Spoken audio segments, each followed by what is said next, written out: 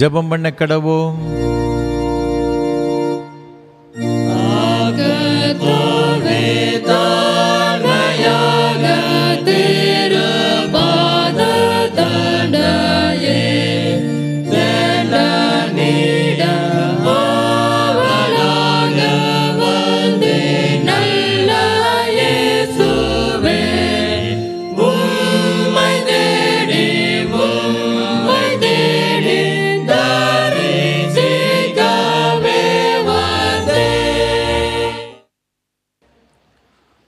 தேவனே, உமக்கு காத்திருக்கிறவர்களுக்கு நீர் செய்பவைகளை நீரே அல்லாமல் உலகம் தோற்றம் முதற்கொண்டு ஒருவரும் கேட்டதுமில்லை, செவியால் உணர்ந்ததுமில்லை, அவைகளை கண்டதுமில்லை.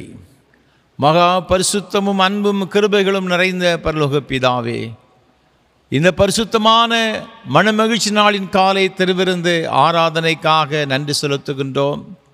உம்முடைய திருச்சமூகத்திலே நாங்கள் வரவும் உம்மை ஆராதிக்கவும் உம்மோடு ஐக்கியம் கொள்ளவும் தேவன் பாராட்டுகிற எண்ணி முடியாத ஈவுகளுக்காக உமக்கு ஸ்தோத்திரம். உமது சமூகத்தில் காத்திருக்கிற பிள்ளைகளுக்கு வைத்திருக்கிற மேன்மையான ஆசீர்வாதங்களுக்காக உமக்கு ஸ்தோத்திரம் செலுத்துகிறோம். இப்போது உம்முடைய திருச்சமூகத்தில் ஆராதிக்கும்படி வந்திருக்கிற உம்முடைய சமூகத்தில் காத்திருக்கிற ஒவ்வொரு பிள்ளைகளுக்காக ஜெபிக்கிறோம். ஒவ்வொருவரையும் ஆண்டவர் தம்மை தனித்தனியாய் சந்தித்து முது பிள்ளைகளுடைய தேவையெல்லாம் நிறைவாக நிறைவேற்றி கொடுத்து இந்த ஆராதனை மூலமாக மேன்மையான ஆசீர்வாதங்களை பெற்றுக்கொள்ள கிருபை செய்ய வேண்டும் என்று இரட்சகர் இயேசு கிறிஸ்துவின் பரிசுத்த நாமத்தில் தாழ்மையோடு ஜெபிக்கிறோம் ஜீவனுள்ள நல்ல பிதாவே, ஆமென். ஆராதனைக்கு ஆரம்பமாக ஆண்டவருடைய பரிசுத்த நாமத்துக்கு மகிமை உண்டாக பாமாலை 11 பாடுவோம். மகா அதிசயங்களை செய்தென்னை பூரிப்பித்து. பாமாலை 11 பாடுவோம்.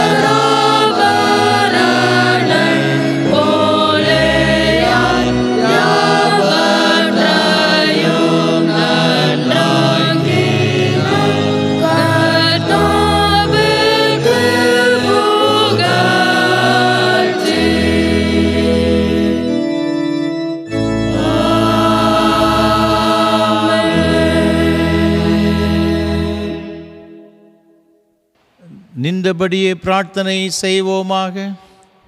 எல்லா இருதயங்களையும், எல்லா விருப்பங்களையும், எல்லா ரகசியம் அறிந்திருக்கிற சர்வ வல்லமையுள்ள தேவனே, நாங்கள் தேவரிடத்தில் பரிபூர்ணமாய் அன்பு கூறவும், முது பரிசுத்த நாமத்தை உத்தமமாய் மகிமைப்படுத்தவும், முது பரிசுத்த ஆவியின் ஏவுதலால் எங்கள் இருதயத்தின் சிந்தனைகளை சுத்தம் பண்ணியறல எங்கள் கர்த்தராகிய கிறிஸ்துவின் மூலமாய் வேண்டிக் கொள்ளுகிறோம்.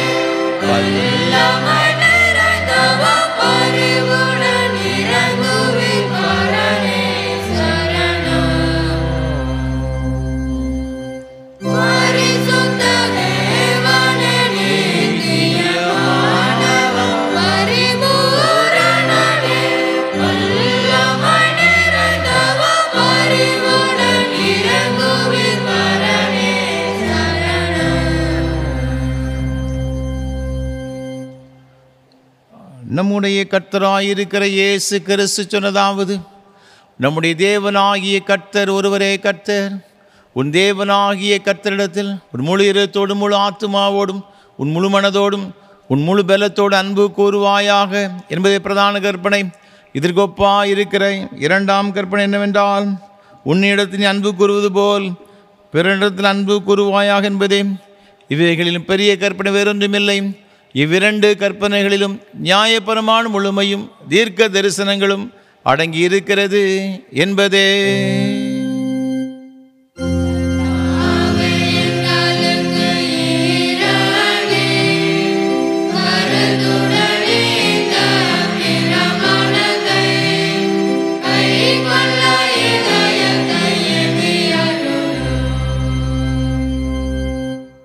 பிரியமானவர்களே, நாம் இப்பொழுது தேவனுடைய மகா பரிசுத்த வசனத்தை கேட்கவும், ஆண்டவருடைய சரீரத்தையும் இரத்தத்தையும் பெற்றுக்கொள்ளவும் இங்கே கூடி வந்திருக்கிறோம்.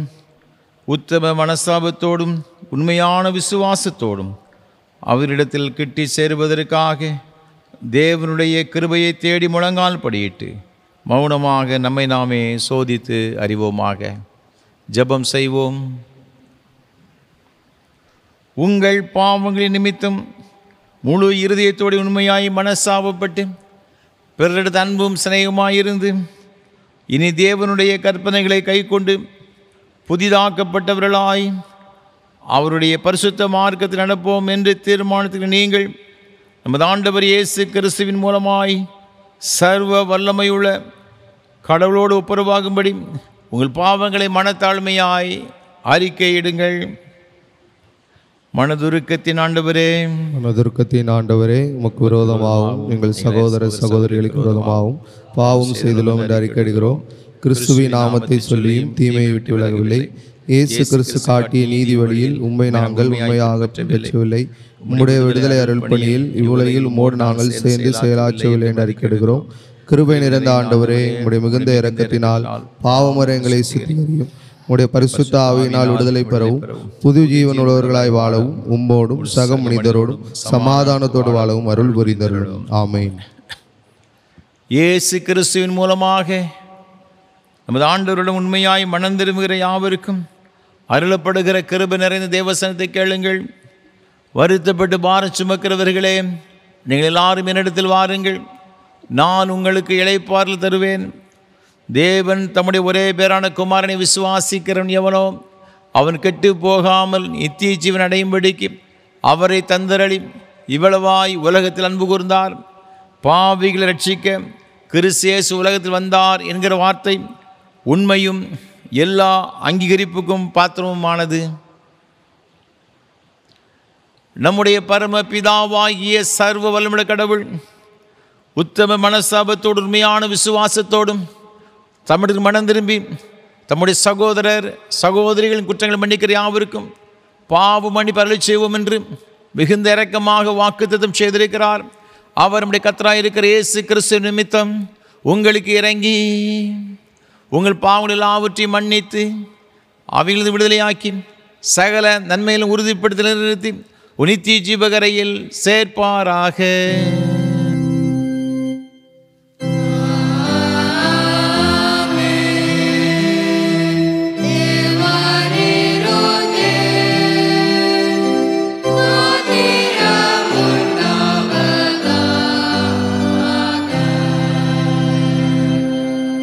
கர்த்தர் உங்களோடு இருப்பாராக.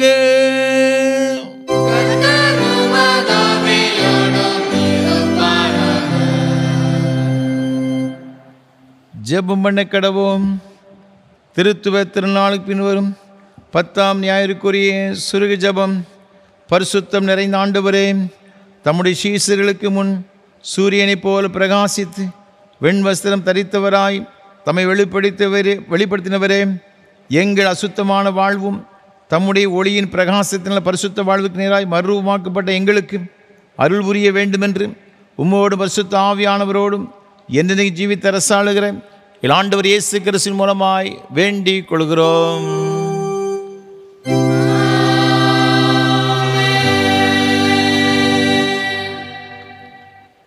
உட்காருங்கள்.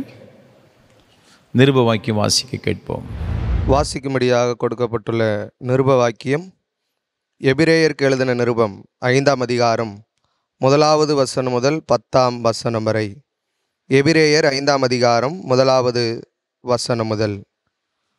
அன்றியும் மனுஷரில் தெரிந்து கொள்ளப்பட்ட எந்த பிரதான ஆசாரியனும் பாவங்களுக்காக காணிக்கைகளையும் பலிகளையும் செலுத்தும்படி மனுஷருக்காக தேவ காரியங்களை பற்றி நியமிக்கப்படுகிறான். தானும் பலவீனம் உள்ளவனானபடியினாலே அறியாதவர்களுக்கும் நெறி தப்பி போனவர்களுக்கும் இரங்கத்தக்கவனாயிருக்கிறான். அதின் நிமித்தம் அவன் ஜனங்களுடைய பாவங்களுக்காக பலியிட வேண்டியது போல தன்னுடைய பாவங்களுக்காகவும் பலியிட வேண்டியதாயிருக்கிறது.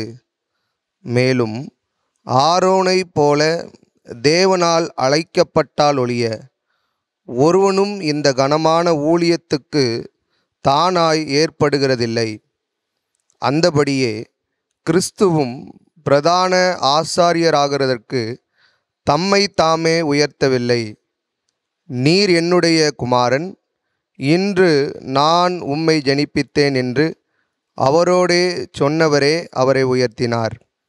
அப்படியே வேறொரு இடத்திலும் நீர் மெல்கிசேதேக்கின் முறைமையின்படி என்றென்றைக்கும் ஆசாரியராய் இருக்கிறீர் என்று சொல்லியிருக்கிறார்.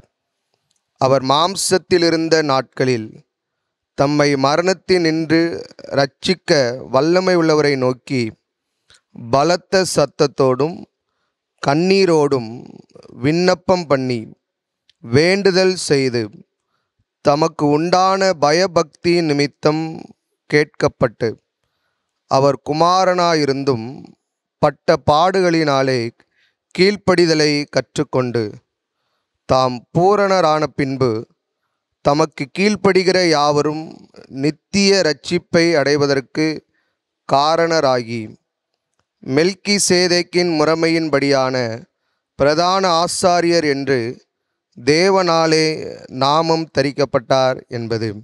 இது ஆண்டவரின் திருவார்த்தை.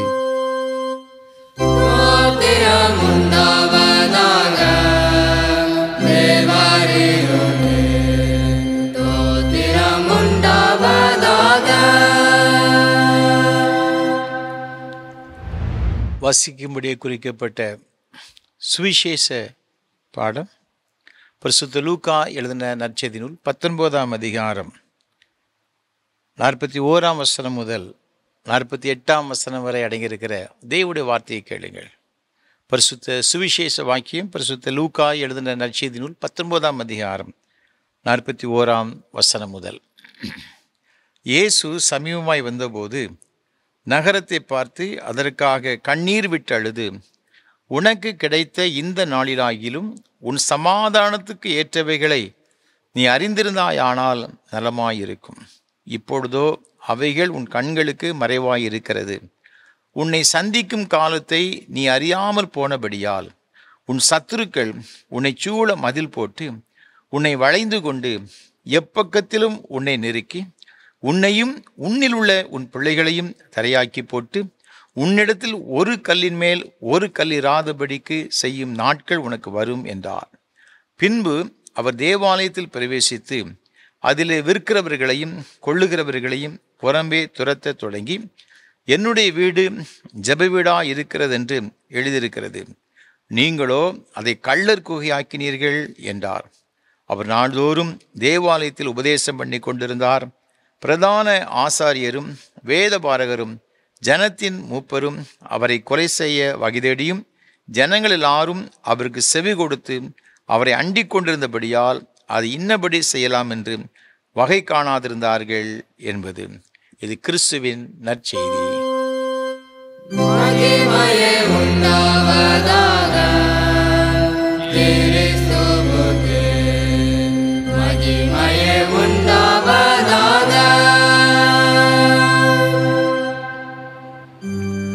வானத்தையும் பூமியையோ காணப்படும் காணப்படாதோ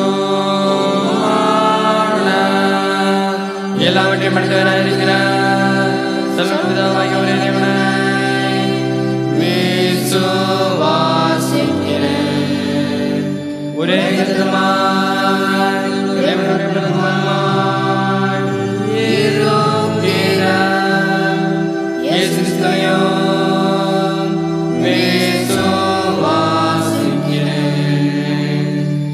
அவர் சகலமும் உண்டாவதற்கு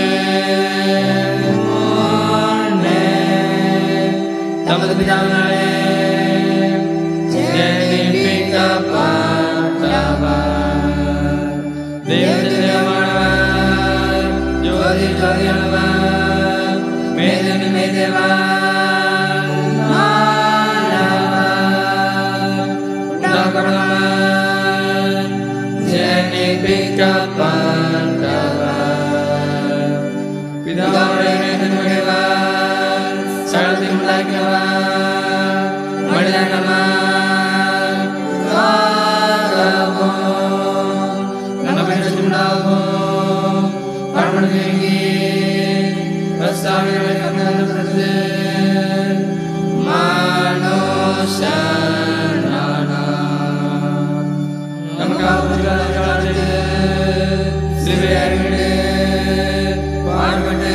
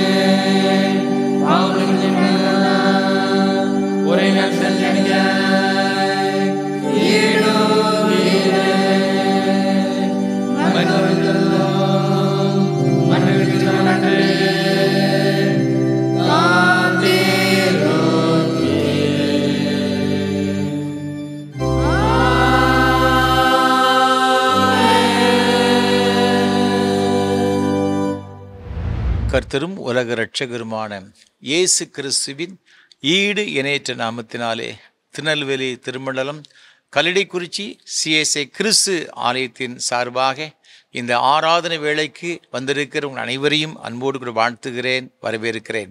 ஆண்டவருடைய கிருபையும் ஆசீர்வாதமும் உங்களோடு கூட எப்பொழுதும் நிலைத்திருப்பதாக. ஒவ்வொரு வாரமும் ஏஞ்சல் தொலைக்காட்சி மூலமாக இந்த ஆராதனை வேளையிலே உங்களை சந்திப்பதில் மிகுந்த மகிழ்ச்சி அடைகிறேன். ஆண்டவருடைய கிருபையும் ஆசீர்வாதமும் நம்மோடு கூட எப்பொழுதும் நிலைத்திருப்பதாக.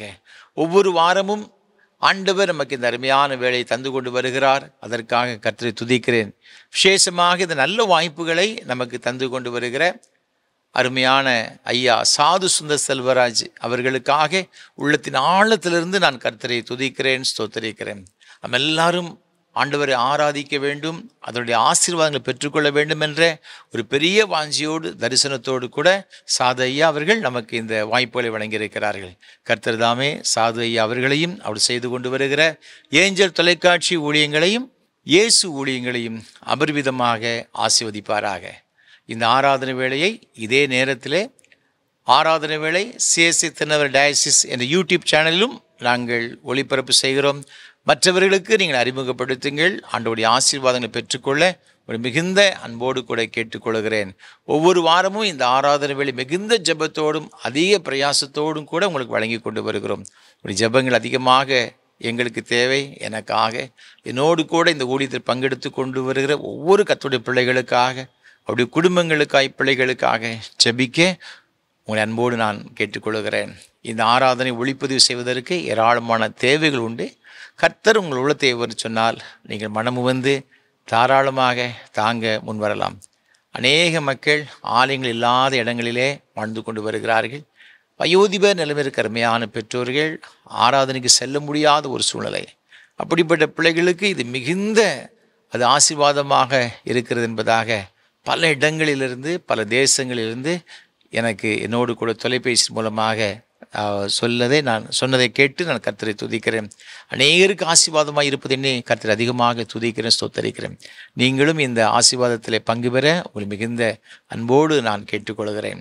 இந்த நாளிலும் கூட இந்த ஆராதனை வேளையை ஒளிப்பதிவு செய்வதற்கு தாங்க முன்வந்த திருச்சியை சார்ந்த பெல் நிறுவனத்திலே ஏஜியமாக இருந்து பணி நிறைவு பெற்ற அருமையான குடும்பத்தினர் திரு டாக்டர் எஸ் கருப்பசாமி அவர்களுக்காக ஆண்டவரை துதிக்கிறேன், ஸ்தோத்தரிக்கிறேன். அவருடைய அன்புக்குரிய துணைவியார் ஓய்வு பெற்ற மேல்நிலைப்பள்ளியுடைய தலைமை ஆசிரியை திருமதி டி தேவகிருபை அம்மா அவர்களுக்காக ஆண்டவரை துதிக்கிறேன், ஸ்தோத்தரிக்கிறேன். நம்முடைய ஊழியங்களை அதிகமாய் நேசிக்கிறவர்கள், இந்த ஊழியங்களை ஜபத்தினால தாங்கிற அருமையான குடும்பத்தின் பிள்ளைகள், அதற்காக ஆண்டவரை துதிக்கிறேன், ஸ்தோத்தரிக்கிறேன். கர்த்தர் தமது ஜனத்துக்கு பலன் கொடுப்பார். கர்த்தர் தமது ஜனத்திற்கு சமாதானம் அருளி அவர்களை ஆசீர்வதிப்பார் என்ற வார்த்தையின்படியே இந்த அருமையான குடும்பத்தின் பிள்ளைகளுக்கு எல்லா விதமான நன்மையினாலும் கிருபையினாலும் ஆரோக்கியத்தை நிறைத்து ஆசீர்வதிப்பாராக. தேவன் அவர்களுக்கு கொடுத்த அருமையான மகன், நார்வே தேசத்தில் இருக்கின்ற அருமையான சகோதரர் திரு கே யானஸ் நிர்மல்குமார் அவர்களுக்காக ஆண்டவரை துதிக்கிறேன். அன்புக்குரிய துணைவியார் திருமதி நித்யா கிரேஸுக்காக ஆண்டவரை துதிக்கிறேன், ஸ்தோத்தரிக்கிறேன். ஆண்டவர் தாமே இந்த பிள்ளைகளை ஆசீர்வதித்து ஒரு அருமையான கற்பத்தின் கனியை கொடுத்திருக்கின்றார். அன்பு குழந்தை நெகேமியாவுக்காக ஆண்டவரை துதிக்கிறேன். கர்த்தர் இந்த முழு குடும்பத்தையும் ஆசீர்வதித்து எல்லா விதமான நன்மையினாலும் கிருபையினாலும் நிரப்புவாராக. இந்த ஆராதனையை பல வகையில ஜெபித்து தாங்குகிற உங்கள் அனைவரையும் கர்த்தர் ஆசீர்வதிப்பாராக. தேவ கிருபை உங்களோடு இருப்பதாக. ஆமென்.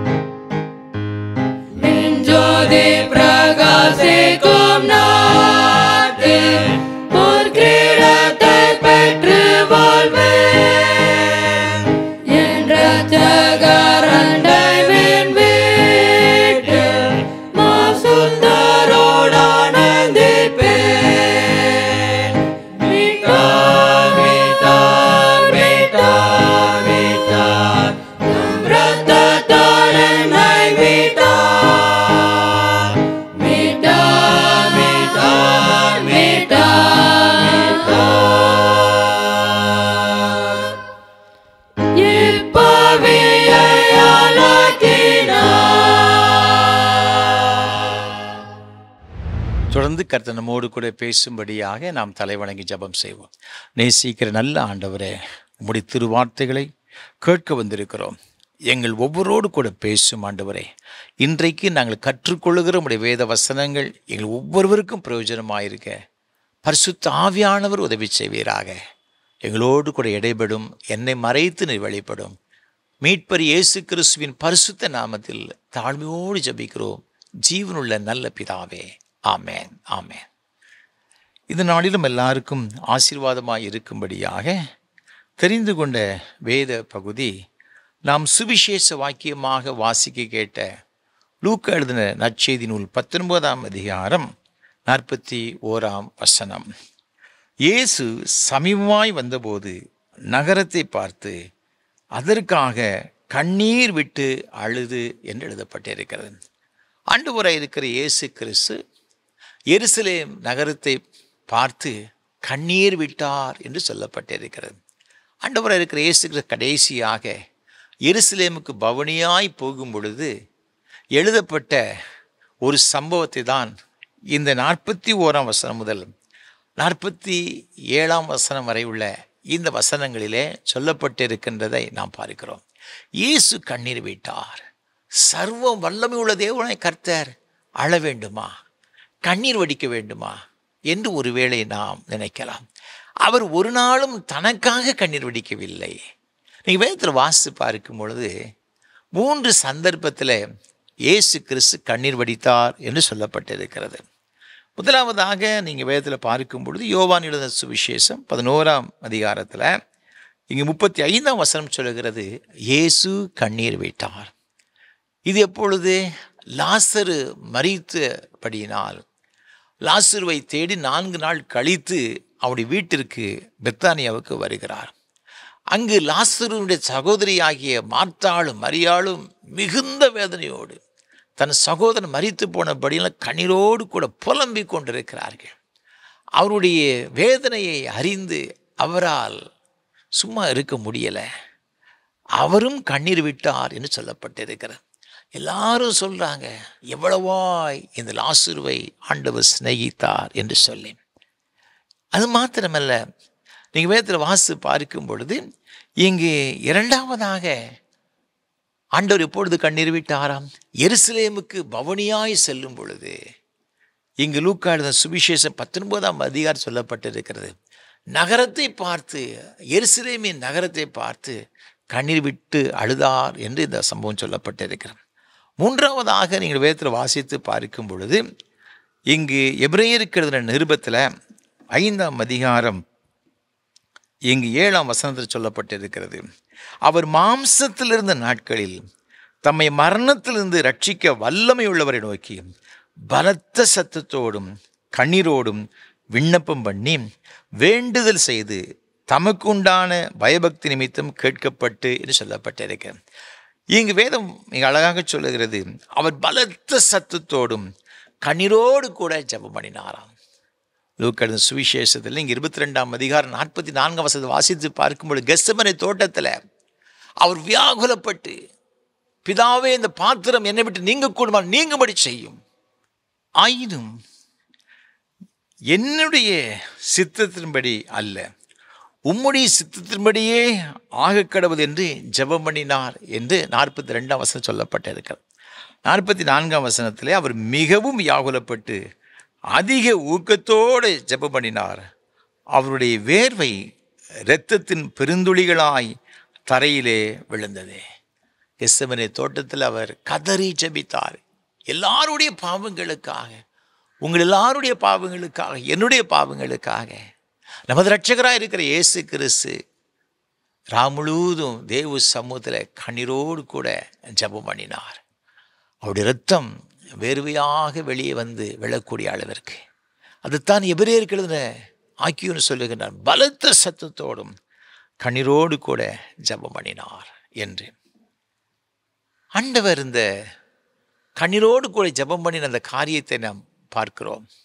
இயேசு கண்ணீர் விட்டார் என்று வேதத்தில் சொல்லப்பட்டிருக்கிறதை பார்க்கிறோம். இந்த 19ஆம் அதிகாரத்தில் இயேசு எதற்காக கண்ணீர் விட்டார் என்பதை குறித்து உங்களோடு கூட ஒரு சில காரியங்களை நான் பகிர்ந்து கொள்ள விரும்புகிறேன். முதலாவதாக நாம் பார்க்கும் பொழுது இங்கு ஏன் ஆண்டவர் கண்ணீர் விட்டார்னு சொன்னால், லூக்கா 19:42 சொல்லுகிறது, உனக்கு கிடைத்த இந்த நாளிலாகிலும் உன் சமாதானத்துக்கு ஏற்றவைகளை அறிந்திருந்தாயானால் நலமாயிருக்கும். இப்பொழுதோ அவைகள் உன் கண்களுக்கு மறைவாய் இருக்கிறது. ஆண்டவர் எதற்காய் கண்ணீர் விட்டார்? இது இஸ்ரவேல் ஜனங்களுக்கு, ஆண்டவரால் தெரிந்து கொள்ளப்பட்ட ஜனங்களுக்கு சமாதானத்தை கொடுக்கும்படியாய் வந்தார். ஆனால் அந்த சமாதானத்தை அவர்கள் அறியவில்லை. இயேசு கிறிஸ்துவினுடைய பிறப்பின் போது தூதர்கள் பாடினார்கள். லூக்கா 2:14 உன்னதத்திற்கு தேவனுக்கு மகிமையும் பூமியிலே சமாதானமும் மனுஷர்கள் பிரியமும் உண்டாகும்படியாக வந்தார் என்று சொல்லப்பட்டிருக்கிறது.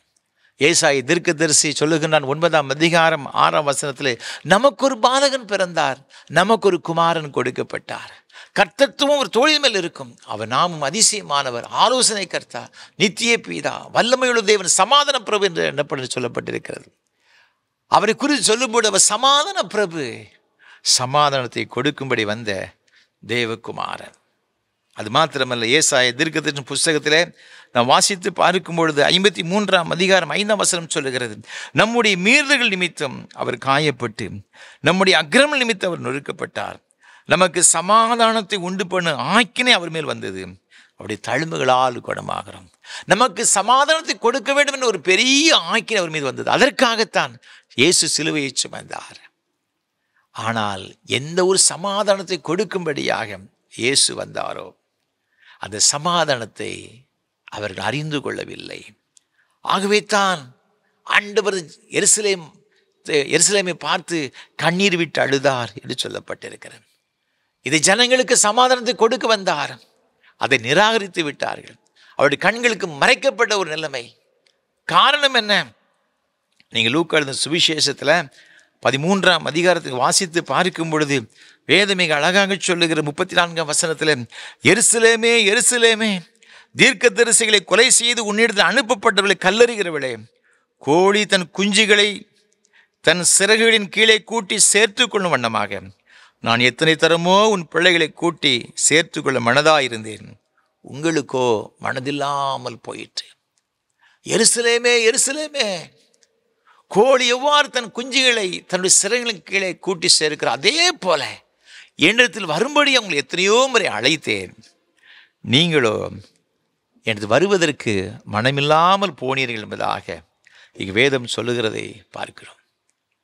அதனால தான் ஏன் அப்படி செய்தாங்க, அவர் என்ன செய்தாங்க என்று பார்க்கும் பொழுது நீங்கள் 4 இங்கு 29 சொல்லுகிறது, என்ன செய்தாங்க இந்த ஜனங்கள் ஆண்டவர் அழைத்த பொழுது.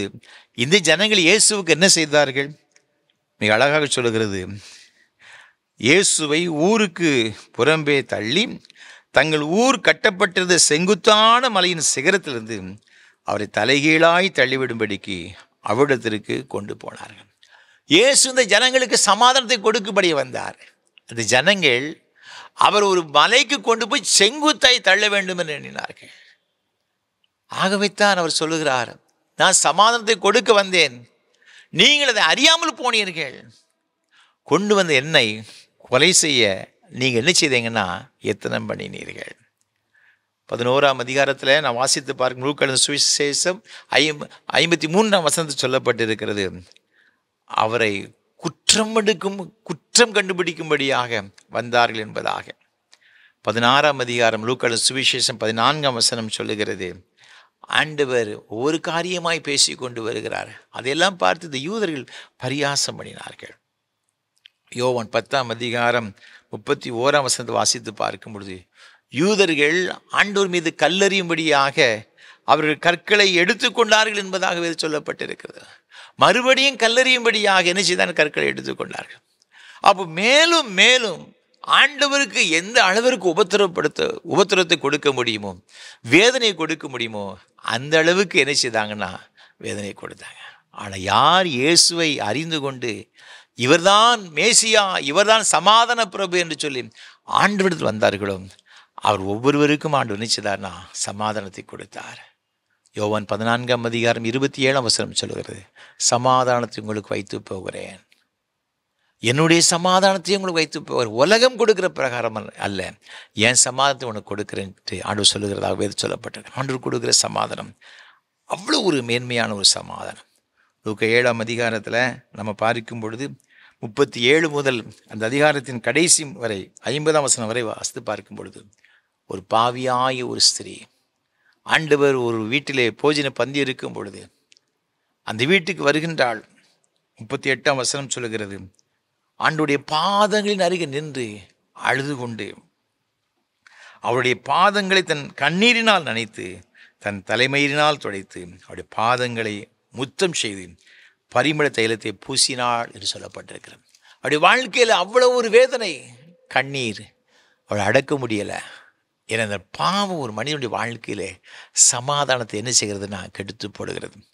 துன்மார்க்கனுக்கு சமாதானம் இல்லை என்று வேத வசனம் சொல்லுகிறது. ஆண்டவரிடத்தில் வந்தாள். என்ன நடக்கிறது பாருங்க.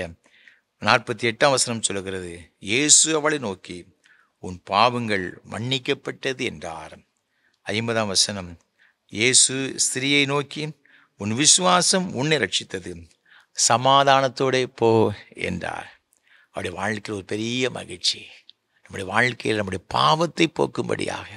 ஆகவே தன் ஏசாயா 53:5 சொல்லப்பட்டிருக்கிறது, நம்முடைய மீறுதல் நிமித்தம் அவர் காயப்பட்டு, நம்முடைய அக்கிரம நிமித்தம் அவர் நொறுக்கப்பட்டார், நமக்கு சமாதானத்தை கொண்டு போன ஆக்கினை அவர் மீது வந்தது. நம்முடைய பாவங்கள் அக்கிரம நிமித்தமாக, இயேசு நொறுக்கப்பட்டது நிமித்தமாக நம்முடைய வாழ்க்கையில் நம்முடைய பாவங்களை மீறுதல்களை அகற்றி போட்டு அதற்கு பதிலாக சமாதானத்தை தருகிறார். பாவ மன்னிப்பு நிச்சயத்தை மாத்திரமல்ல, இது பாவத்தின் மூலம் வந்த எல்லா விதமான ஆக்கினை தீர்ப்புகளையும் சமாதான குறைவுகளையும் நம்ம விட்டு எடுத்து போட்டு மெய்யான சமாதானத்தை இயேசு நமக்கு தருகிறார். இயேசு அதற்காகத்தான் வந்தார். இந்த ஜனங்களை தேடி அதற்காகத்தான் வந்தார். தீர்க்கதரிசிகளின் புஸ்தகத்தில் எழுதப்பட்டது மேசியாவுக்கு அந்த ஜனங்கள் காத்திருந்தார்கள். மேசியாவாக இயேசு வந்தார். ஆனால் அந்த சமாதான பிரபுவாக இருக்கிற மேசியாவை இந்த ஜனங்கள் அறியாமல் போனார்கள், நினைக்காமல் போனார்கள் என்று இங்கு வேதத்தில் சொல்லப்பட்டிருக்கின்றதை பார்க்கிறோம். அவருடைய கண்களுக்கு மறைவாக இருந்த ஒரு சூழ்நிலை நாம் பார்க்கிறோம். அன்பான ஆண்டவருடைய பிள்ளைகளே, இன்றைக்கும் இயேசு சமாதானத்தை கொடுக்கும்படியாக நம்மிடம் வந்திருக்கிறார். இந்த சமாதான பிரபுவாக இருக்கிற இயேசுவை நாம் அறிந்திருக்கிறோமா? ஆண்டவருமை தேடி தேடி வந்து கொண்டிருக்கிறார், நம்மோடு கூட பேசி கொண்டிருக்கிறார். மகனே மகளே என்கிட்ட வா, நான் உன்னுடைய பாவங்களெல்லாம் மன்னித்து அதிலிருந்து உன்னை விடுதலையாக்கி நான் உனக்கு சமாதானத்தை ஆயத்தமாக இருக்கிற சொல்லி ஆண்டவரை தேடி வந்து கொண்டிருக்கிறார். ஆனால் ஆண்டவருடைய சமூகத்தை விட்டு யோனாவை போல் எத்தனை விலகி ஓடுகிறவர்களாக இருக்கின்றோம். யோசித்து பார்க்கணுங்க. நம்ம ஆண்டவரிடத்தில் வரும் பொழுது ஆண்டவர் இந்த சமாதானத்தை கொடுக்க வல்லவராக இருக்கிறார். நம்முடைய பாவங்கள் நிமித்தம் அவர் அவ்வளவாய் நொறுக்கப்பட்டார்.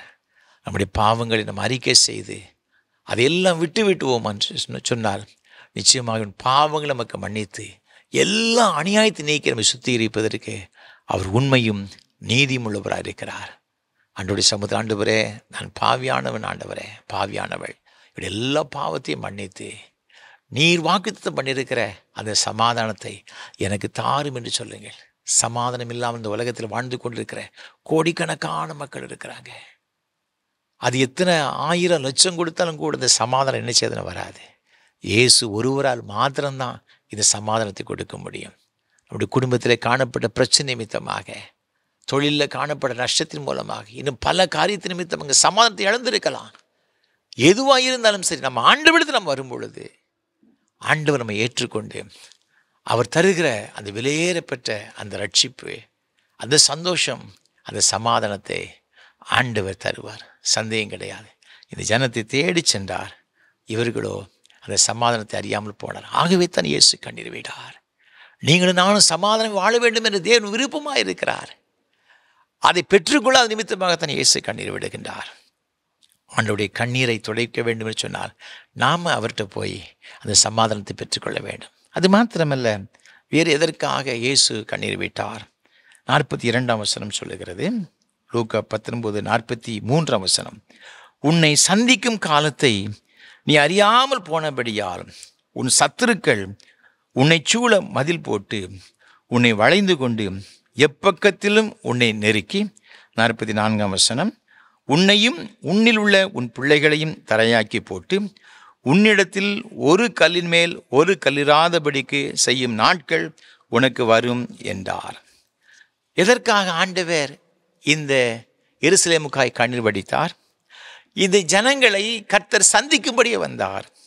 அந்த சந்திப்பை அவர்கள் அறியாமல் போனார்கள். இயேசு கிறிஸ்துவின் சந்திப்பை அவர்கள் ஏற்றுக்கொள்ளாமல் போய்விட்டார்கள், நிராகரித்து விட்டார்கள். ஐயோ, இந்த ஜனங்களை சந்திக்கும்படியாக இவர்களை ஆசீர்வதிக்கும்படியே வந்தேனே, இவர்கள் அறியாமல் போய்விட்டார்களே, இந்த சந்திப்பை ஏற்றுக்கொள்ளாமல் போய்விட்டார்னு சொல்லி ஆண்டவர் இங்கு கண்ணீர் வடிக்கின்றதை நாம் பார்க்கிறோம். யூதர்களுடைய நம்பிக்கை என்ன? மேசியா வருவார். இந்த ரோம அரசாங்கத்தில் இருந்து இவர்களுடைய இவர்கள் இது இஸ்ரேல் மக்களை அடிமைப்படுத்தி வைத்திருக்கிறார்கள். இந்த அடிமைத்தனத்திலிருந்து நம்மை விடுதலையாக்குவார், நமக்கு ஒரு சுயாதீனத்தை கொடுப்பார், சுதந்திரத்தை கொடுப்பார் என்று எதிர்பார்த்து கொண்டிருந்தார்கள். இருந்தால் தீர்க்கதரிசன புஸ்தகத்தில் அப்படித்தான் சொல்லப்பட்டிருக்கிறது.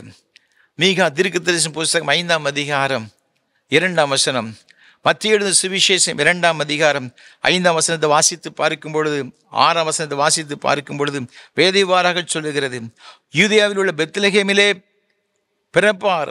அது என்னவென்றால், யூதேயா தேசத்தில் உள்ள பெத்லகேமே, யூதாவின் பிரபுக்களில் நீ சிறியதல்ல, என் ஜனமாகி இஸ்ரவேலை ஆளும் பிரபு உன்னிடத்திலிருந்து புறப்படுவார் என்று தீர்க்கதரிசியினால் எழுதப்பட்டிருக்கிறது என்றார்கள் என்பதாக சொல்லப்பட்டிருக்கு. இஸ்ரவேலை ஆளப்போக பிரபு அவர் ஒருவர் தோன்றுவார் என்று எல்லாரும் நம்பிக்கையாக இருந்தாங்க. அவர் இந்த ரோமருடைய இந்த அடிமைத்தனத்திலிருந்து நம்மை மீட்டுக்கொள்வார் என்று சொல்லி நம்பியிருந்தாங்க. ஆனால் இயேசு கிறிஸ்து உலகத்தில் வந்தார். இவங்க உலக பிரகாரமான ஒரு அடிமைத்தனம் அப்படின்னு நினைத்து கொண்டிருந்தாங்க. ஆண்டவர் இந்த உலகத்தினுடைய ராஜ்யத்தை ஸ்தாபிக்கும்படி வரவில்லை. அவர் சொன்னார், பரலோகத்துடைய ராஜ்யத்தை ஸ்தாபிக்கும்படியாகத்தான் ஆண்டவர் வந்தார். ஆண்டவர் உண்மையாகவே இவர்களை தேடி வந்தார். இஸ்ரவேலை ஆளப்போகும் பிரபுவாக வந்தார், மேசியாவாக வந்தார். இந்த ஜனங்கள் தன்னை சந்திக்கும்படியே வந்த அந்த மேசியாவை அறிந்து கொள்ளாமல் போனபடியினால தான் கண்ணீர் விட்டார்கள். நீங்கள் லூக்காவின் சுவிசேஷத்தில் நீங்கள் 1ஆம் அதிகாரத்தில் வாசித்து பார்க்கும் பொழுது இங்கே 74ஆம் வசனம் சொல்லுகிறது. 75ஆம் வசனத்தில், தமது ஜனத்தை சந்தித்து மீட்டு கொண்டு நம்முடைய சத்துருக்களில் நின்றும் நம்மை பகைக்கிற யாவருடைய கைகளில் நின்றும் நம்மை ரட்சிக்கும்படிக்கு நம்முடைய தாசனாகிய தாவீதின் வம்சத்திலே நமக்கு ரட்சணிய கொம்பை ஏற்படுத்தினார். இங்கு ஆண்டவரை பற்றி சொல்லப்பட்டிருக்கிறது. ஆண்டவர் நம்மை சந்தித்து நம்மை மீட்டுக் கொள்ளும்படியாக தாவீதின் வம்சத்தில் ஒரு ரட்சணிய கொம்பை நமக்கு ஏற்படுத்த சொல்லப்பட்டிருக்கிறது. ஆனால் அந்த ரட்சிப்பை அவர்கள் அறிந்து கொள்ளாமல் போனபடியினால தான் என்ன செய்தாங்கன்னு பார்த்தீங்கன்னா, ஆண்டவர் இவர்களுக்காக கண்ணீர் வடிக்கின்றதை பார்க்கிறோம். ஆண்டவர் மனிதனை சந்திக்கும் பொழுது வாழ்க்கையில் ஒரு பெரிய ஒரு ஆசீர்வாதம். நீங்கள் லூக்கா 7ஆம் அதிகாரத்தில் நீங்கள் வாசித்து பார்க்கும் பொழுது 16ஆம் வசனம் மிக அழகாக சொல்லுகிறது, எல்லாரும் பயமடைந்து மகா தீர்க்கதரிசியானவர் நமக்குள்ளே தோன்றியிருக்கிறார் என்றும் தேவன் தமது ஜனங்களை சந்தித்தார் என்றும் சொல்லி தேவரை மகிமைப்படுத்தினார்கள். ஆண்டவர் மனிதனை சந்திக்கும் பொழுது வாழ்க்கையில் ஒரு பெரிய ஒரு ஆசீர்வாதம். நாயினூர் அந்த கிராமத்திற்கு சென்ற பொழுது அந்த விதவையை சந்தித்தார். அவளுடைய ஒரே மகன், வாலிப மகன் மரித்து போனான். இயேசு சந்தித்தபடினாலே அவருடைய கண்ணீரெல்லாம் என்னச்சுன்னா துடைக்கப்பட்டது. வாலிபனை எழுந்திரு என்று சொல்லி அந்த வாலிபனை, மரித்து போயிருந்த வாலிபனை பாடையை தொட்டு அவனை உயிரோடு கூட எழுப்புகிறதை பார்க்கிறான். எல்லாருக்கும் பெரிய சந்தோஷம். இந்த கிராமத்தின் மக்கள், மகா தீர்க்கதரிசியானவர் தோன்றியிருக்கிறார், தேவன் நம்மை சந்தித்தார் சொல்லி ஆண்டவரை மகிமைப்படுத்துகிறாங்க. அப்போ கர்த்தர் ஒரு மனிதனை சந்திக்கும் போது அவருடைய கண்ணீரை களிப்பாக மாற்றுகிறார். அது மாத்திரமல்ல, நீங்கள் யாத்திரையாம் புஸ்தகத்தில் வாசித்து பார்க்கும் பொழுது இங்கு 5ஆம் அதிகாரத்தில் மிக அழகாக சொல்லப்பட்டிருக்கின்றது.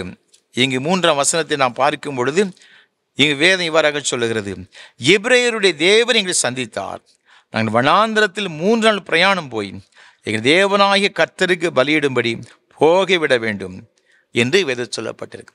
கர்த்தர் எதற்காக தம்முடைய ஜனங்களை சந்தித்தார் தெரியுமா? அடிமைத்தன வீடாகிய எகிப்து தேசத்திலிருந்து வெளியேறும்படியாக. ஆண்டவரை சுதந்திரமாய் ஆராதிக்கணும், ஆண்டவருடைய ஆசீர்வாதங்களை பெற்றுக்கொள்ள வேண்டும், மகிமையின் தேவனை தரிசிக்க வேண்டும் என்பதற்காக ஆண்டவர்களை சந்தித்ததாக மோசேயும் ஆரோனும் போய் பார்வையிட்டு சொல்லுகிறதை பார்க்கிறோம். கர்த்தர் எங்களை சந்தித்தார் என்று சொல்லி. அன்பான ஆண்டவருடைய பிள்ளைகளே, ஆண்டவருடைய சந்திப்பை இன்றைக்கு நாம் ஏற்றிருக்கின்றோமா? ஆண்டவரை சந்திக்கும்படியாக பல தருணங்கள் உங்களை தேடி வந்திருக்கிறார். ஆண்டவருடைய சந்திப்பை நாம் ஏற்றிருக்கிறோமா அல்லது நிராகரித்து இருக்கின்றோமா? சிந்தித்து பார்க்க வேண்டும். இந்த ஜனங்களை தேடி ஆண்டவர் வந்தார். இந்த ஜனங்களை தேடி வரும்பொழுதெல்லாம் அவரை பரியாசம் பண்ணவும், அவரை குற்றம் கண்டுபிடிக்கவும், அவரை கல்லறியும்படியாகவும், செங்குத்தாக மலையிலிருந்து தள்ளிவிடும்படியாகத்தான் எத்தனித்தார்களே தவிர இயேசுவை ஏற்றுக்கொள்வதற்கு ஒருவர் கூட வரவில்லை. அவருடைய சந்திப்பை எல்லாரும் தவிர்க்கிறதாகத்தான் வேதத்தில் பார்க்கிறோம். அந்த சந்திப்பை ஏற்றுக்கொள்ள மனதில்லை. அதனால் அவங்களுக்கு என்ன ஒரு தண்டனை கிடைச்சிதான் இங்கு வேத வசனம் அழகாக சொல்லுகிறது. 43 வசனத்தில், உன் சத்துருக்கள் உன்னை சூழ மதில் போட்டு உன்னை வளைந்து கொண்டு எப்பக்கத்திலும் உன்னை நெருக்குவார். சத்துருவானவன் உன் சூழ இணைச்சுவாங்கன்னா மதில் போடுகிறான். உனக்கு எதிராக சத்துருக்கள் வருவாங்க, உன்னை சுற்றிலும் பாளையம் இறங்குவார்கள், எப்பக்கத்திலும் உன்னை நெருக்குவார்கள். கிறிஸ்துவுக்கு பிறகு இங்கு 70ஆம் ஆண்டிலே தீத்துராயன் படையெடுத்து வந்தார். எல்லாரும் எருசலேமுடைய கோட்டை சுவரை அடைத்து கொண்டு இந்த ஜனங்கள் எல்லாரும் உள்ளே சென்று விட்டார்கள். தீத்துராயன் பார்த்தா, எப்படி நீ வெளியே தானே வரணும் என்று சொல்லி எருசலேமுக்கு வெளியே அவன் முற்றுகை போட்டான் என்பதாக ஜோசிபஸ் சொல்லப்பட்ட வரலாற்று ஆசிரியர் சொல்லுகின்றார். நாட்கள் கடந்தன, மாதங்கள் கடந்தன. அவர்களுக்கு தண்ணீர் வெளியிருந்து உள்ள ஒரு ஊற்று வரும், அதை அடைத்தார்கள். உள்ளே இருந்த சாப்பாடெல்லாம் செலவழிஞ்சு போயிட்டு தண்ணீர் கிடையாது, பஞ்சமாகி விட்டது. கோட்டை சுவர்களுக்கு ஏராளமான குடும்பங்கள் வாழ்ந்து கொண்டிருக்கிறாங்க. ஒன்றன் பின் ஒன்றாக ஜனங்கள் மறிக்க ஆரம்பித்தார்கள். வயோதிபர்கள், குழந்தைகள் பஞ்சத்தினால் சாக ஆரம்பித்தார்கள். வாலிபர்கள் என்ன செய்தாங்கன்னா அவங்கள எடுத்து அடக்கம் பண்ணாங்க. நாள் ஆக ஆக பெண்கள் மறிக்க ஆரம்பித்தாங்க. ஒன்றன் பின் ஒன்றாக மறிக்க ஆரம்பித்த உடனே அங்கே அவங்களால அடக்கம் பண்ண முடியலை. என்ன செய்தாங்க தெரியுமா? இந்த கோட்டை சுவரிலிருந்து பிணங்களை தள்ளி விட்டார்கள். கீழே பெரிய பள்ளத்தாக்கு அகழிகள் இருக்கிறது. அதில் பொத்துன்னு பிணங்கள் வந்து விழுகிறது. ஒரு நாள் காலை வேளையில் இந்த தீத்துராயன் அந்த பள்ளத்தாக்கின் வழியாக செல்லும் பொழுது ஏராளமான பிணங்கள் எருசலேமுக்குள்ளாக அந்த கோட்டைகளுக்காக மறித்து அந்த ஜனங்களெல்லாம் மதில் வழியாக வெளியே தூக்கி போட்டு பார்த்து அவன் முழங்கால் போட்டு வானத்து நேராக கையெடுத்து, ஆண்டவரே, இந்த குற்றத்தை நான் செய்யவில்லை, இதற்கு எனக்கு சம்மதம் இல்லை என்று சொல்லி அவன் நினைச்சன கதறினான் என்பதாக வரலாற்று ஆசிரியர் சொல்லுகின்றார். அந்த அளவிற்கு பிணங்கள் வெளியே வந்து விழுந்தது. ஒரு கட்டத்தில் உள்ள யாருமே கிடையாது. அதற்கு அப்புறமாக இந்த தீத்துராயன் கோட்டை சுவரை உடைத்து கொண்டு உள்ளே சென்று தீக்கிரையாக்கி போட்ட என்பதாக வரலாறு சொல்லுகிறது. அது மாத்திரமல்ல, இன்னும் சில எஞ்சிய யூதர்கள் சவக்கடல் அருகாமையில் உள்ள ஒரு பெரிய ஒரு கோட்டை, மசாடா ஃபோர்ட் என்று சொல்வார்கள், ஏரோது மன்னன் கட்டிய ஒரு பெரிய ஒரு கோட்டை, அவன் தன்னுடைய இராணுவ தளவாடங்களை வைப்பதற்காகவும் எதிரிகளிலிருந்து பாதுகாப்பதற்காகவும் ஒரு பெரிய கோட்டை ஒன்று கட்டினான். அந்த கோட்டைக்குள்ளாக ஏராளமான தீவிரமான யூதர்கள் அதில் போய் இருந்தாங்க. ஆயிரக்கணக்கான மக்கள் அங்கே இருந்தாங்க.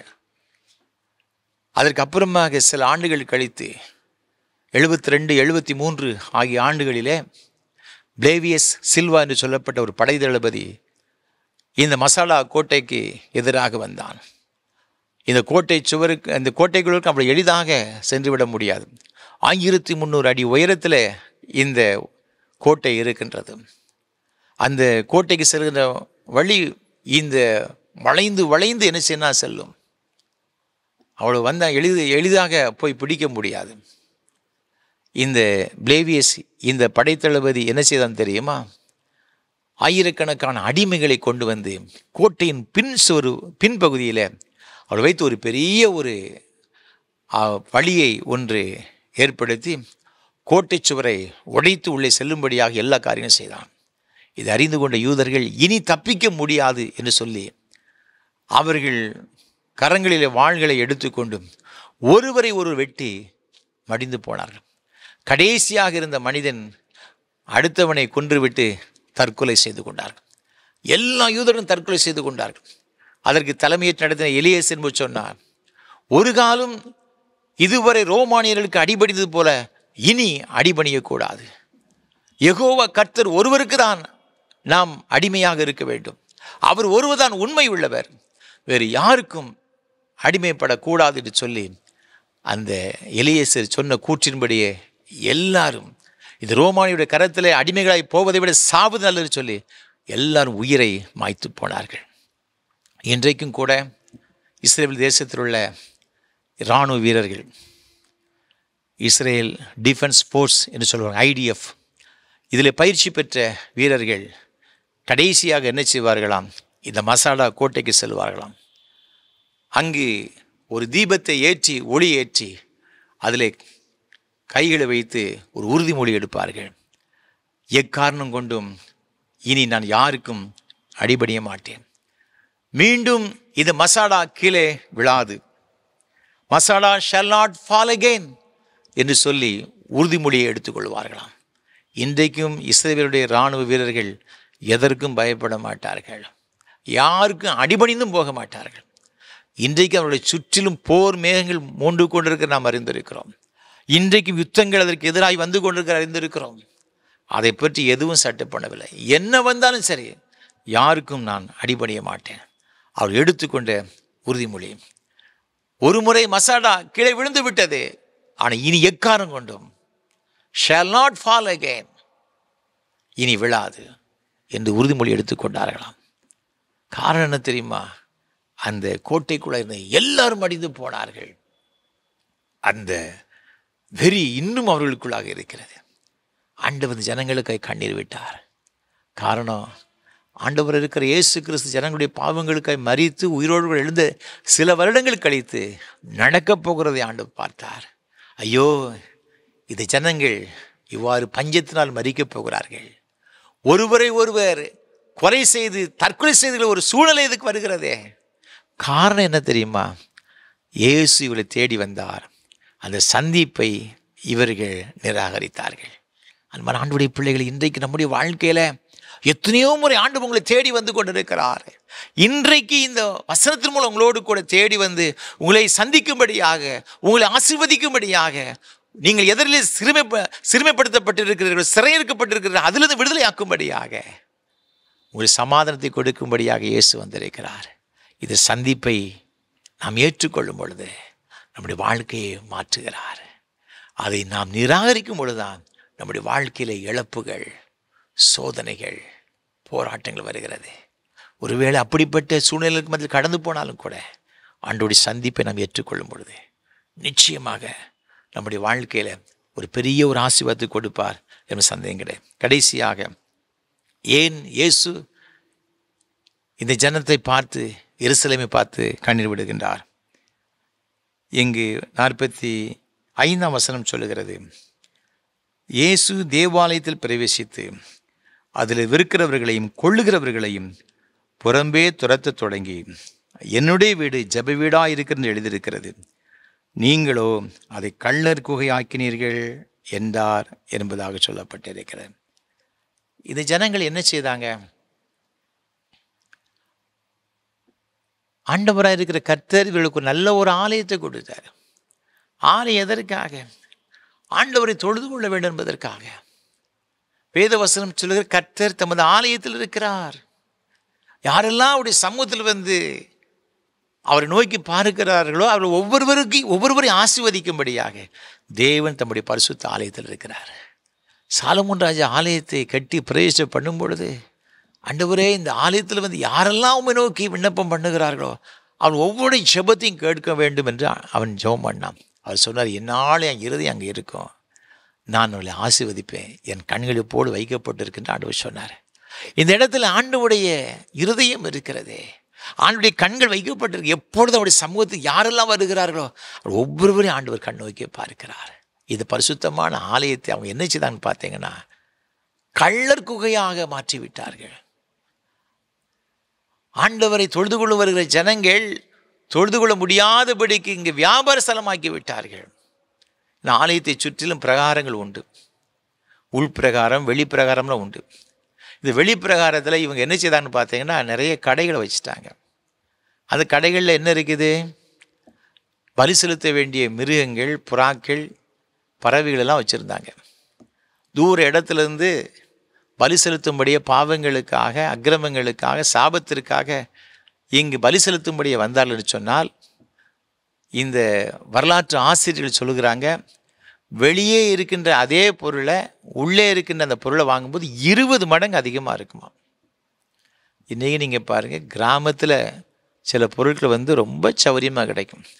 அதே இது பட்டணத்தில் பார்த்தீங்கன்னா ரொம்ப அதிகமாக விலை நிச்சயம் இருக்கும். பார்த்துக்கிடுங்க. சில டூரிஸ்ட் சென்டரில் நம்ம ஊரில் 20 ரூபாய்க்கு 10 ரூபாய்க்கு கிடைக்க தண்ணீர் பாட்டில் 40 ரூபா 50 ரூபா நினச்சிவாங்கன்னா சொல்லுவாங்க. அதே மாதிரி தான் பார்த்துக்கிடுங்க. வெளியில் வாங்கினா ஒரு புறா குஞ்சு ஒரு 50 ரூபான்னு வச்சுக்கிடுங்களேன், இங்கு ஆலயத்தில் போய் வாங்கினா 20 ரூபா, 20 மடங்கு அதிகமாக விற்பார் என்பதாக இந்த ஆராய்ச்சியாளர்கள் என்ன செய்தாக சொல்கிறாங்க. அப்போ ஏழை மக்கள் எவ்வளவு கஷ்டப்படுவாங்க. ரொம்ப தூரத்துலேருந்து வருவாங்க.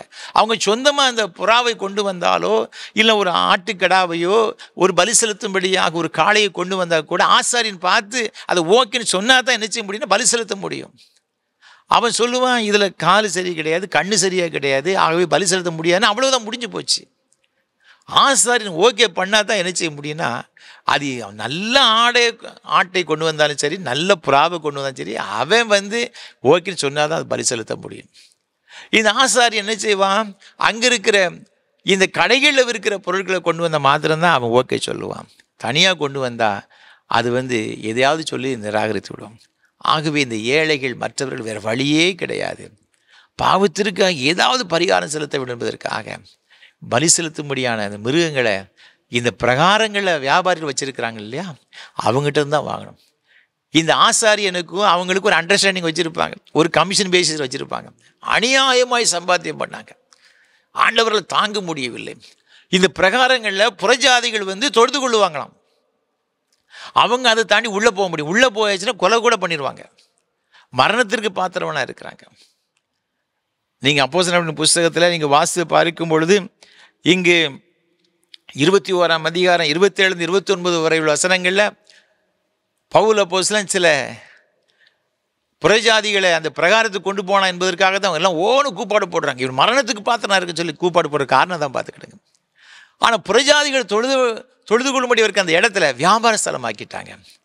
கயிற்றினா ஒரு சவுக்கை உண்டு பண்ணி எல்லாரையும் அடித்து துரத்தினார்கள். அவங்களும் அலறடிச்சுட்டு ஓயிட்டாங்க. ஒருத்தங்க கூட இயேசு கிறிஸ்து ஏற்று நிற்கலை. ஏன்னா பண்ணது பூரா தப்பு. பார்த்துக்கிடுங்க. என் வீடு எல்லா ஜனங்களும் ஜப வீடு, என் ஜனங்களை என்னுடைய பரிசுத்தமான ஜப வீட்டு கொண்டு வந்து அவர்களுக்கு அவளை ஆசீர்வதிப்பேன், சமாதானத்தை கொடுப்பேன் என்று சொல்லி ஆண்டவர் வாக்குத்தத்தம் பண்ணாருங்க. ஆனால் அந்த வீட்டை கள்ளர் குகையாக மாற்றி விட்டார்களே. ஒரு நல்ல ஒரு ஆலயத்தை கொடுத்தேனே, ஜனங்கள் என்னை தொழுது கொள்ளும்படியாக என்னை ஆராதிக்கும்படி கொடுத்த ஆலயத்தை இப்படி நாசப்படுத்திட்டாங்களேன்னு சொல்லி அவர் கண்ணீர் விட்டு அழுதார். அன்பான ஆண்டவருடைய பிள்ளைகளே, இன்றைக்கு இயேசு கிறிஸ்து நம்மை நோக்கி பார்க்கிறார். அவர் தந்த ஆலயம் அது என்ன தெரியுமா? நம்முடைய இருதயமாகிய ஆலயம். ஆண்டவர் தங்குகின்ற ஒரு வாசஸ்தலங்க. இதில் எவ்வாறு அந்த வியாபாரிகள் பயங்கரமான காரியங்களை, தேவனுக்கு பிரியமில்லாத அருவருப்பான காரியங்களை செய்தார்களோ, அது ஒரு ஜெபபீடாக இருக்க வேண்டிய அந்த இடத்தை வியாபார ஸ்தலமாக்கலாம். அதே போல் நம்முடைய இருதயத்தை பிசாசுக்கு இடம் கொடுத்து அவனுடைய கிரியைகளுக்கு ஒப்பு கொடுத்துருப்போம் என்று சொன்னார், தேவன் நிச்சயம் வேதனைப்படுவார், துக்கப்படுவாருங்க. அவர் துக்கப்படும்படியாக நம்முடைய இருதயத்தை வைக்க வேண்டாம்.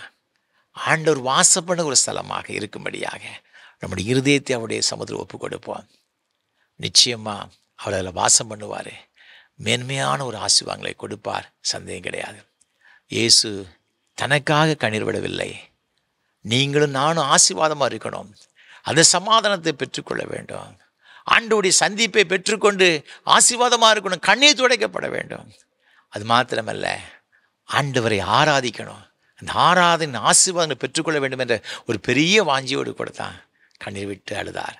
ஆண்டவருடைய கண்ணீரை துடைக்கும்படியாக நம்மை அவருடைய சமாதானம், அவர்களுடைய கருத்தை ஒப்பு கொடுத்து அவருடைய சமாதானத்தை ஏற்றுக்கொள்வோம், அவருடைய சந்திப்பை நாம் ஏற்றுக்கொள்வோம்.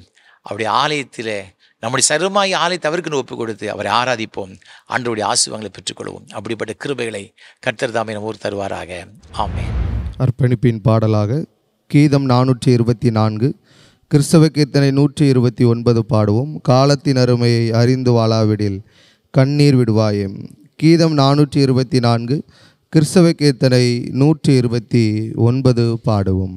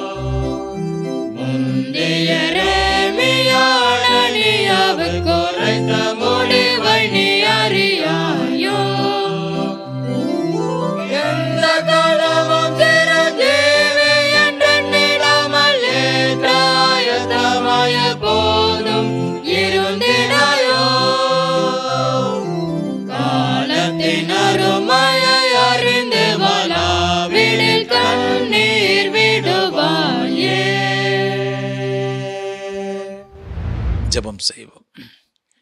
கிருபை நிறைந்த ஆண்டவரே, இந்த நல்ல ஆராதனை வேளைக்காக உமக்கு ஸ்தோத்திரம். எருசலேமை பார்த்து கண்ணீர் விட்டீரப்பா. உம்முடைய சமாதானத்தை அவள் அறியாமல் போல நிமித்தமாய் கண்ணீர் விட்டீர். நீர் அவள் சந்திப்பதை அவர்கள் நிராகரித்தது நிமித்தமாக, உம்முடைய சந்திப்பை அவர்கள் வெறுத்தது நிமித்தமாய் கண்ணீர் விட்டீர். அதன் மூலம் அவர்களுக்கு வருகிற தண்டனையை நீர் அறிந்திருக்கிறீரப்பா.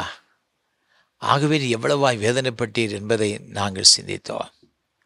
அது ஜனங்களை ஆசீர்வதிக்கும்படியாக, அவர்கள் மத்தியிலே நீர் வாசம் பண்ணும்படியாக நீ தந்த ஆலயத்தை அவர்கள் கள்ளர் குகையாக மாற்றிவிட்டார்கள். ஆகவே நீ கண்ணீர் வடித்தீர் என்று நாங்கள் வேதத்தில் பார்த்தோம் ஐயா.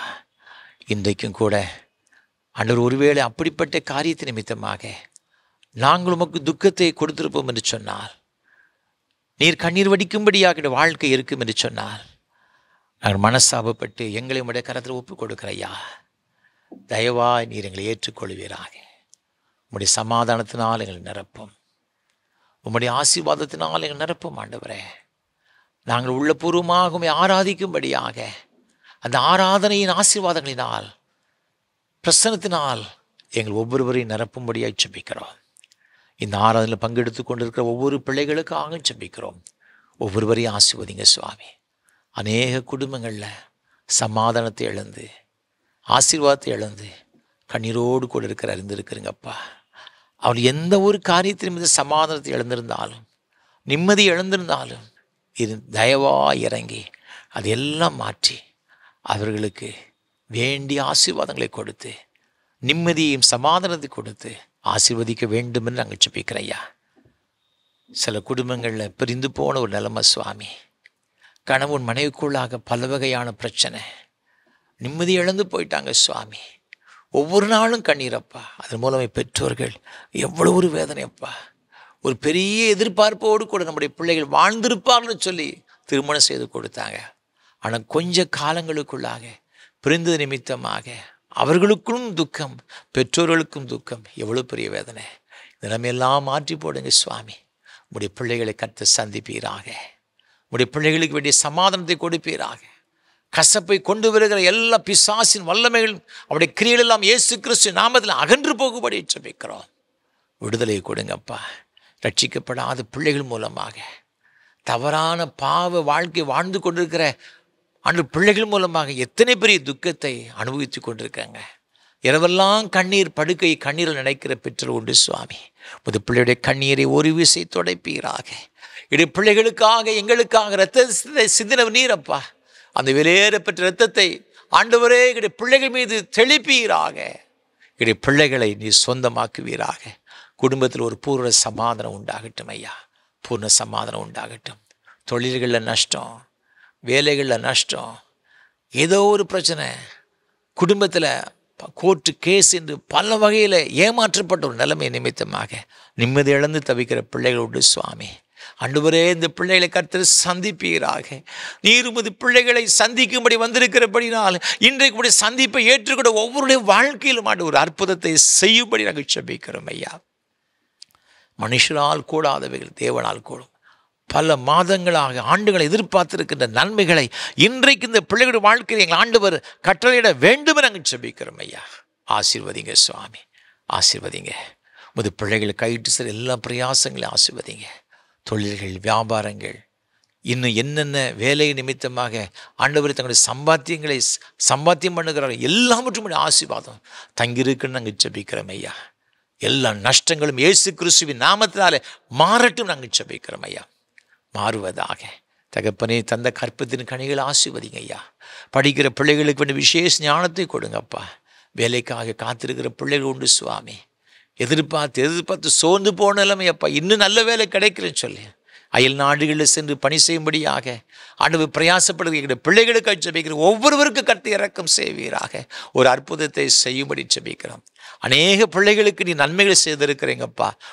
கோடி ஸ்தோத்திரம். அதே போல் இன்றைக்கு இந்த ஜெபத்தில் பங்கு பெற்றுக் கொண்டிருக்கிற ஒவ்வொரு பிள்ளைகளும் அற்புதத்தை செய்யும்படி நாங்கள் ஜெபிக்கிறோம் ஐயா. உமக்கு ஸ்தோத்திரம் ஐயா. நீங்கள் அவ்வாறு செய்கிற தயவுக்காய் ஸ்தோத்திரம். அதே போல் திருமணத்திற்கு காத்திருக்கிற வாலிப சகோதர சகோதரிகளுடைய கரத்தில் கொடுக்கிறோம் ஐயா. திருமண தடைகள் இயேசு கிறிஸ்துவின் நாமத்தில் மாறட்டு நாங்கள் ஜெபிக்கிறோம் ஐயா. ஏற்ற ஒரு துணையை ஆண்டவரே உண்டாக்குன்னு சொன்ன ஆண்டவர் ஐயா. அந்த துணையை உமது பிள்ளைகளுக்கு காண்பித்து குடும்பமாக்கி ஆசீர்வதிங்கப்பா. ஆண்டவரே அதே போல் திருமணமாகியும் குழந்தை இல்லையே என்று சொல்லி கலங்குகின்ற ஆண்டவரே தம்பதிகள் உண்டு சுவாமி. அவருடைய பெற்றோர்கள் உண்டு தகப்பனே. இப்பொழுது யாரெல்லாம் அந்த காரியங்களுக்கு ஜெபிக்கிறார்களோ கர்த்தருடைய வல்லமை இறங்குவதாக சுவாமி. கற்பத்திற்கடி உம்மால் கிடைக்கின்ற ஒரு சுதந்திரம், ஒரு பலன் சுவாமி, அந்த பலன் இந்த பிள்ளைகளுக்கு கொடுப்பீராக சுவாமி. கொடுப்பீராகப்பா. ஒரு குறைவில்லாதபடி நடத்துங்கப்பா. இடைய பிள்ளைகளை கர்த்தர் ஆசீர்வதிங்க. பேறுகால நிலைமை இருக்கிற சகோதரிகளுக்கு ஜெபிக்கிறோம். அவருடைய கனியை பூரணப்படுத்தி நல்ல சுகப்பிரசவத்தை கொடுத்து ஆசீர்வதிக்கும்படி ஜெபிக்கிறோம் ஐயா. தேவ கிருபை இந்த பிள்ளைகளை சூழ்ந்து கொள்ளட்டும். வயோதிபர் நிலைமை இருக்கிற அருமையான பெற்றோர்களுக்காக ஜெபிக்கிறோம் ஐயா. ஆண்டவர் இந்த வயதான காலத்தில் ஆதரவற்ற நிலைமையில் இருக்கிற பிள்ளைகள் உண்டு சுவாமி. பிள்ளைகளுடைய ஒத்தாசை இல்லாத சூழ்நிலையில் இருக்கிற பிள்ளைகள் உண்டு சுவாமி. ஒவ்வொருவருக்காக ஜெபிக்கிறோம் ஐயா. நீர் அவருடைய கரங்களை பிடித்து நடத்துவீராக. நல்ல சுகத்தையும் பலத்தையும் நீடித்து சுகவாழ்வு கொடுத்து வழிநடத்துவீராக. முதிர் வயதில் அவர்கள் கனிதந்து பசுமையும் புஷ்டியுமாய் இருப்பார்கள் சொன்னீரப்பா. இந்த வாக்கின்படியே நீர் அவளை ஆசீர்வதிங்கப்பா.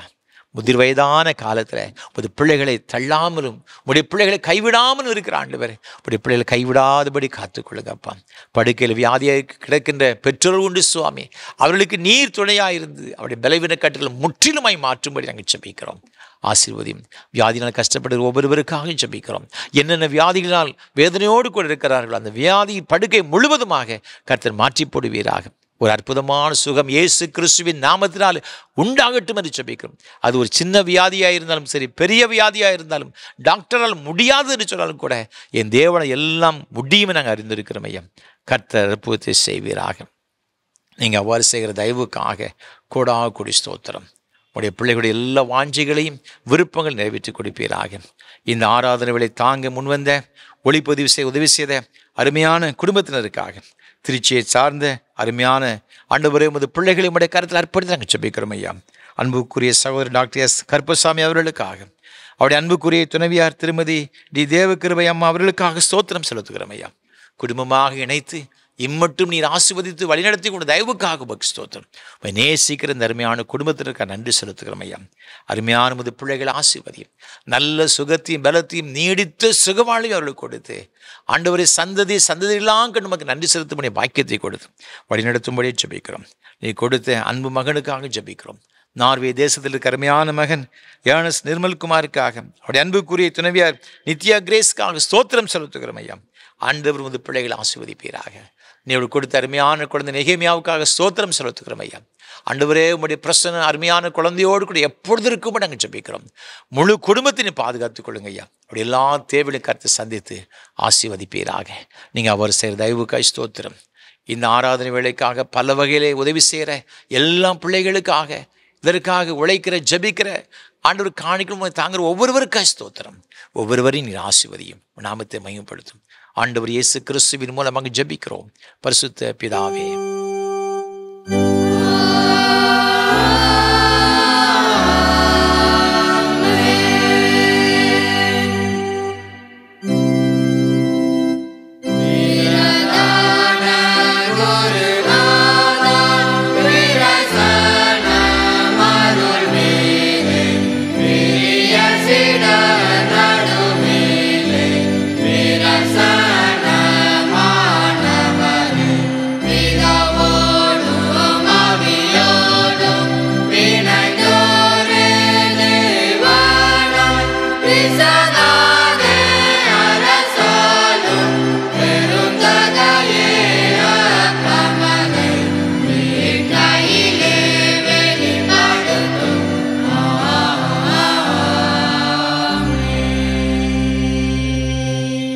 கர்த்தர் உங்களோடு இருப்பாராக.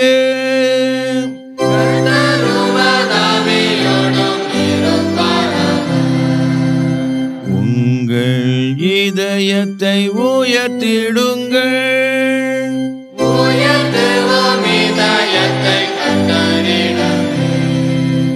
ஸ்தோத்திரம் செலுத்துவோம் தேவனுக்கே.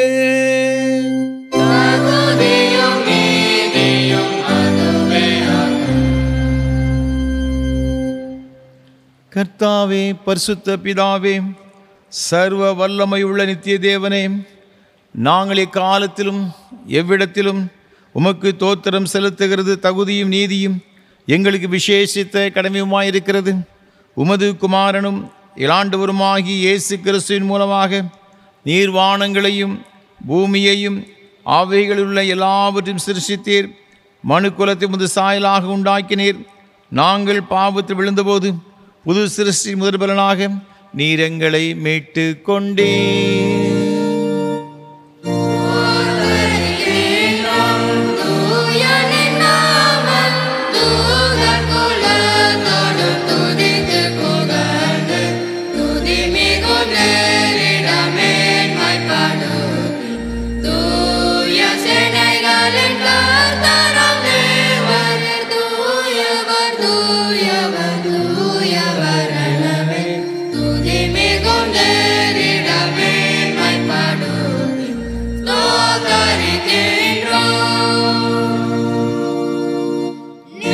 மகிமையினால் நிறைந்தனவேன் நித்திய மகிமை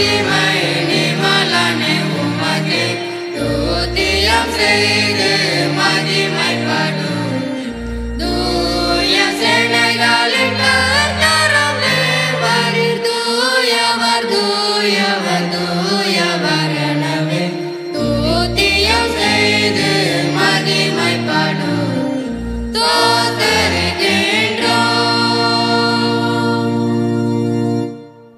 கர்த்தரின் நாமத்தில் வந்தவராம், கருணையால் இங்கு வருபவராம், உத்தம ஸ்தோத்திரம் என்பவராம், உன்னதத்தில் என்றும் ஓசன்னா.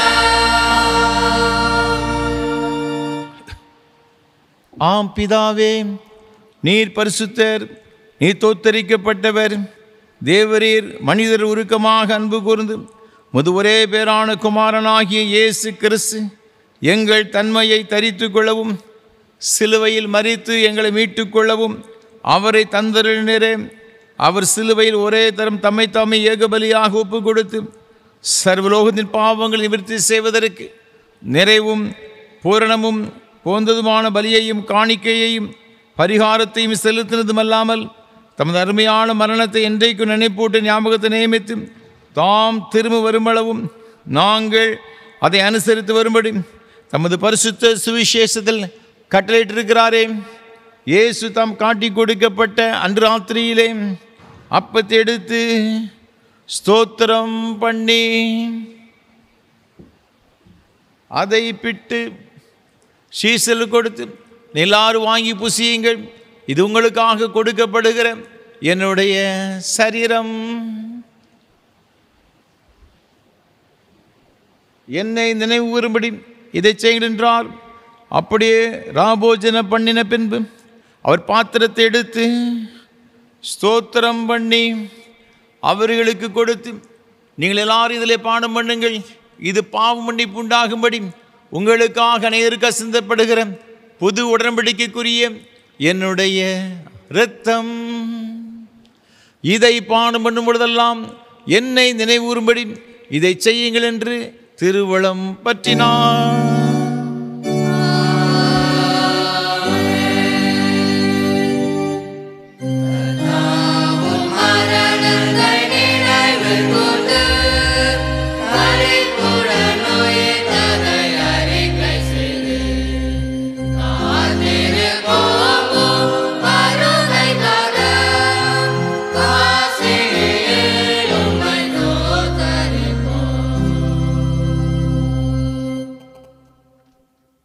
ஆதலால் பிதாவே, உமது குமாரனாகிய என் ஆண்டவரின் அருமையான பாடுகளையும் மரணத்தையும் மகிமையான உயிர்த்தெழுதலையும் பரமேறுதல் நினைவு கூர்ந்து உமது அடியார்களாகி நாங்கள் அவருடைய கட்டளையின்படியே அவர் வருகையை எதிர்நோக்கினவர்களாக இதை செய்கிறோம். அவரில் நீர் எங்களுக்காக நிறைவேற்றின பூரண மீட்புக்காக உமக்கு நன்றி செலுத்துகிறோம்.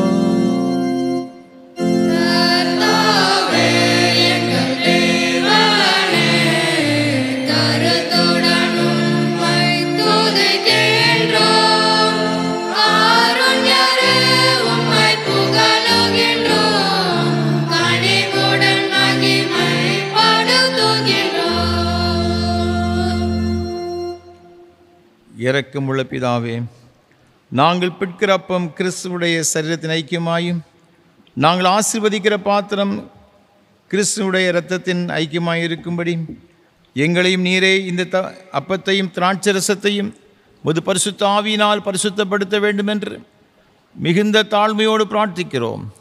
நாங்கள் எல்லாரும் எங்கள் ஆண்டவராகி கிறிஸ்துவில் கூட்டி இணைக்கப்பட்டவர்களாகி விசுவாசத்தில் ஒருமைப்படவும் தலையாகி அவருக்குள் எல்லாவற்றிலேயும் வளரவும் கிருபை செய்யும். அவரோடும் பரிசுத்த ஆவியோடு ஐக்கியமாயிருக்கிற சர்வ வல்லமையுள்ள பிதாவாகி உமக்கு அவர் மூலமாய் சகல கனமும் மகிமையும் என்றென்றைக்கு உண்டாவதாக.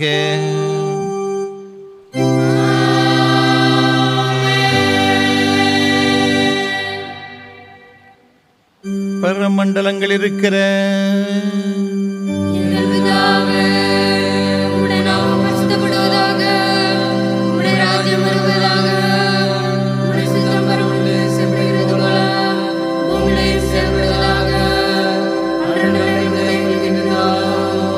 எங்களுக்கு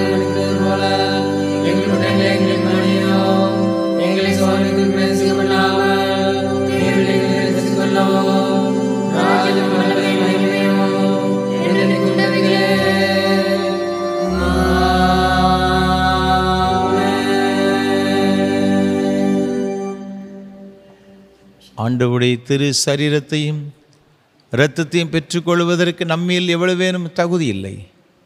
நம்மை தகுதிப்படுத்துகிறவர் நமது ஆண்டவராய் இருக்கிற இயேசு கிறிஸ்துவே.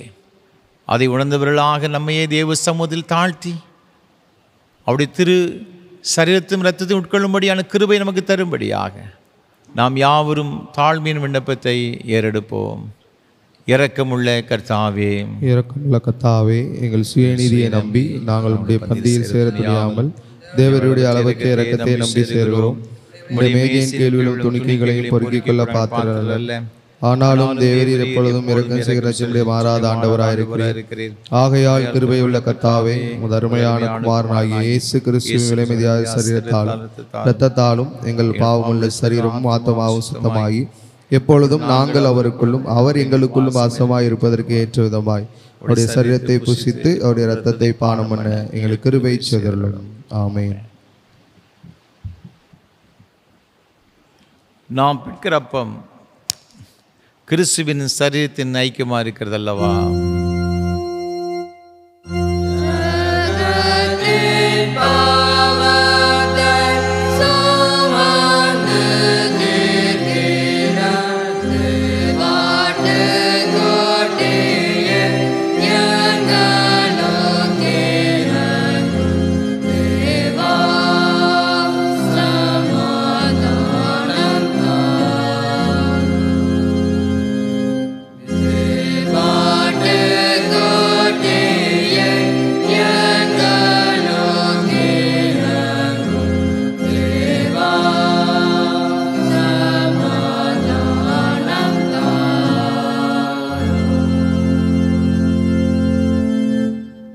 கிறிஸ்துவின் சரீரமும் இரத்தமுமாய சாக்கிரமந்தை விசுவாசத்தினால் பெற்றுக்கொண்டவர்களாகி நாம் அவருக்கு சேர்ந்து தோத்திரம் செலுத்துவோமாக.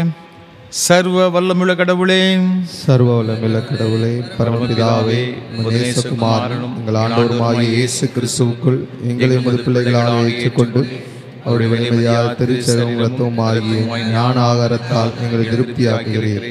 எங்கள் பாவங்களை மன்னித்து என்றும் உள்ள வாழ்வை எங்களுக்கு வாக்குத்தத்தம் பண்ணியிருக்கிறீர். அளவிடப்படாத இந்த நிலைகளுக்காக சோத்தரிக்கிறோம். சரீரம் ஆத்துமாவும் ஆகிய எங்களை தூய உயிருள்ள பலியாக உமக்கு படைக்கிறோம். இதுவே நாங்கள் செய்யும் உள்ளாண்ட வழிபாடு.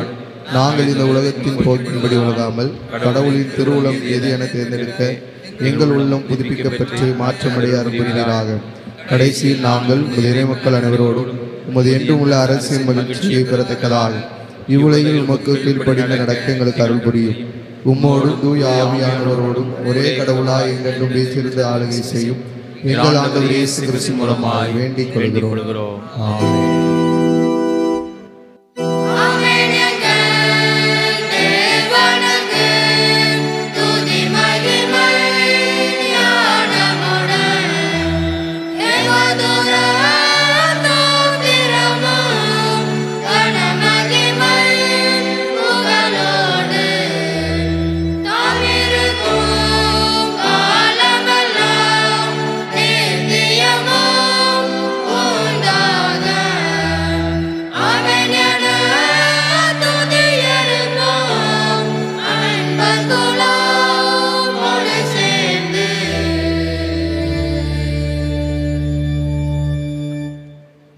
எல்லா புத்திக்கு மேலான தேவ சமாதானங்களோடு கூட இருந்து நீங்கள் தேவனையும் அவருடைய குமாரனாகிய நம்முடைய நாதர் இயேசு கிறிஸ்து பற்றி அறிகிற அறிவிலும் அன்பிலும் நிலைத்திருக்கும்படி உங்கள் இறை திசையை காக்கடவது பிதா குமாரன் பரிசுத்த ஆவியாகிய சர்வ வல்லமை உள்ள தேவனுடைய ஆசீர்வாதங்களோடு கூட இருந்து இன்றும் என்றும் சதா காலங்களிலும் உங்களோட நிலைத்திருக்க கடவது.